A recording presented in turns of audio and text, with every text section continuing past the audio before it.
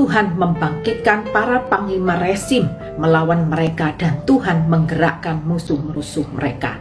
Itulah yang dilakukan oleh Tuhan kepada Efraim. Karena mereka berubah setia kepada Tuhan, mereka menjadi orang yang congkak dan tinggi hati dan tidak lagi mengandalkan Tuhan. Sehingga Tuhan mengizinkan musuh-musuh mereka melawan mereka dan mengalahkan mereka dengan satu pesan, yaitu supaya mereka kembali kepada Tuhan. Ada kalanya dalam hidup ini Tuhan memakai orang lain untuk menekan kita supaya kita belajar kerendahan hati. Tetapi itu semua Tuhan lakukan bukan karena Tuhan membenci kita, tetapi justru karena Tuhan mengasihi kita. Yang pertama, karena kita sudah berubah setia kepada Tuhan. Kita berubah menjadi orang yang congkak dan sombong, tidak lagi mengandalkan Tuhan. Mungkin segala sesuatu dalam kehidupan kita sudah punya segalanya, dan itu mengubahkan hati kita. Tidak lagi mencari Tuhan dengan kesungguhan hati, tidak lagi datang kepada Tuhan dengan kerendahan hati. Sekalipun mungkin hari ini kita tetap menjadi orang Kristen yang berdoa dan membaca firman, tetapi kita perlu mengkoreksi diri kita. Apakah benar-benar kita sudah menjadi orang yang rendah hati?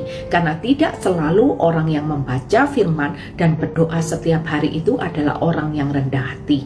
Dan ketika kita menjadi orang yang sombong dan congkak, maka Tuhan akan memakai orang lain untuk menekan kita, supaya kita belajar kerendahan hati, supaya kita kembali mencari Tuhan dan kembali mengandalkan Tuhan dalam kehidupan ini, supaya kita kembali kepada pertobatan. Supaya apa, saudara? Supaya kehidupan kita tidak sia-sia.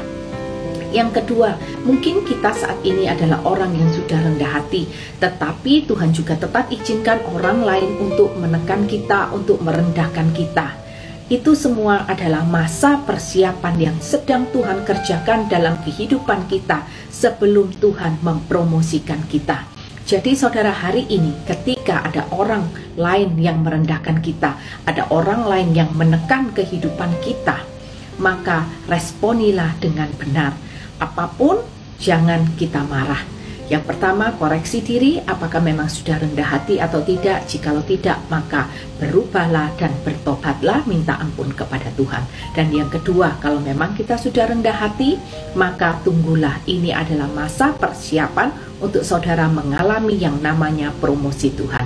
Jadi apapun itu, ketika ada orang lain yang menekan kita, merendahkan kita, responi sesuai dengan kebenaran firman.